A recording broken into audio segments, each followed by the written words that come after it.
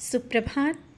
बाबा कहते हैं, मेरे प्यारे बच्चे, हाँ मैं देख रहा हूँ कुछ दिनों से तुम नाम जाप बहुत कर रहे हो, नाम स्मरण कर रहे हो और तुम्हारे मन में एक आस बंधी है कि तुम्हारा मुझसे साक्षात्कार हो।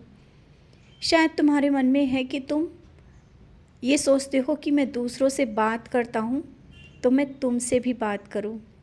बच्चे, आज मैं तुमसे इसीलिए कहना चाहता हूँ, मैं तुमसे बात करता हूँ और साक्षात्कार की है तो मैं तुमसे मिलने आता हूँ।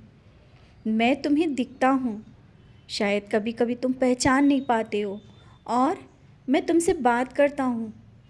जब तुम्हारे मन में अंदर एक अलग ही प्रश्न उठता है, कोई बात आती है और पूजा करते करते ही तुम्हें लगता है कि ये बात मेरे मन में आई, तो वो बात मैं ही तुम्हारे मन में डालता हूँ और किसी के माध्यम से तुम्हारे सामने बैठकर भी तुम्हारे प्रश्नों का जवाब दे देता हूँ।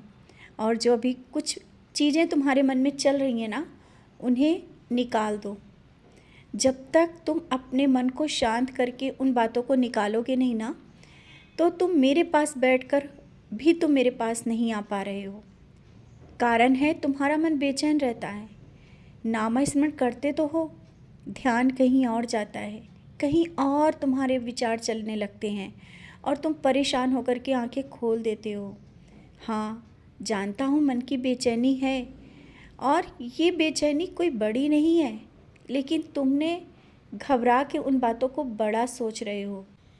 अपने मन की घबराहट को दूर करो और जो परेशानी आई है या किसी बीमारी से परेशान हो, किसी अपने की बीमारी को लेकर जो परेशान हो ना, और दवा भी फ़ायदा नहीं कर रही है, बार बार तुम्हें डॉक्टर भी बदलने पड़ रहे हैं लेकिन दवा नहीं फ़ायदा कर रही, मैं पहुंचा दूंगा जहां पर तुम्हें सही दवा मिलेगी और उसका इलाज हो जाएगा।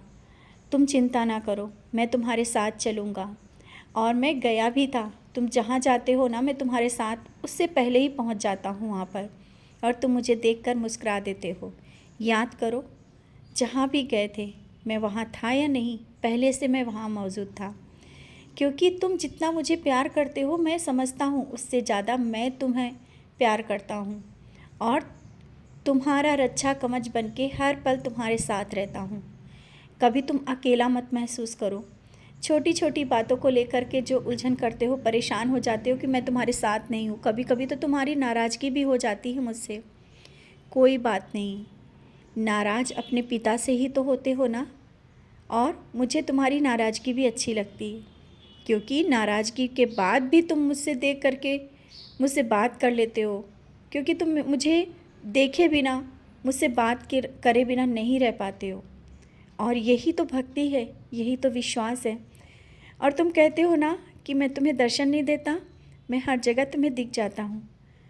तुम किसी से बताते नहीं हो, तुम्हें लगता है कि कोई सोचेगा कि तुम्हें कहाँ दिख रहे हैं, क्योंकि तुम्हें मैं दिखता हूँ, सबको नहीं दिखता हूँ। और अच्छा है कि नहीं बताते हो। मैं तुम्हें हर पल हर जगह दर्शन देता हूँ, हर एक चीज़ में दर्शन दे देता हूँ। क्यों? क्यों कि मैं तुमसे बहुत प्यार करता हूँ और तुम्हारी भक्ति से बहुत खुश हूँ। तुम्हारी नज़रें हर पल मुझे ढूंढ ही लेती हैं और अभी कुछ दिनों से तुम्हारी नज़र जहाँ पर मुझे देख रही है, मैं वहाँ पर हूँ। शंका मत करना कि कोई तुम्हें कह रहा है नहीं दिख रहे हैं बाबा। कोई बात नहीं, तुम्हें मैं दिख रहा हूँ ना, बस तुम ये समझ लेना, हाँ मैं तुम्हें दिख रहा हूँ। और जो कह रहे हैं ना कि नहीं दिख रहे हैं बाबा, उनसे कहना, मन से बोलो और बाबा से बोलो, मैं ज़रूर दिख जाऊँगा। क्योंकि उनकी भक्ति में अभी कुछ कमी है, वो अभी शंका से भरे हुए हैं, अभी उनके मन में बहुत सारी गलत फहमियाँ चल रही हैं, तो शायद वो मुझे नहीं देख पा रहे हैं। और तुम चाहते हो कि जिस तरह से तुम मुझे देख पाते हो हर जगह, वो लोग भी तुम्हें तुम्हारी तरह देखें और मेरे करीब हों।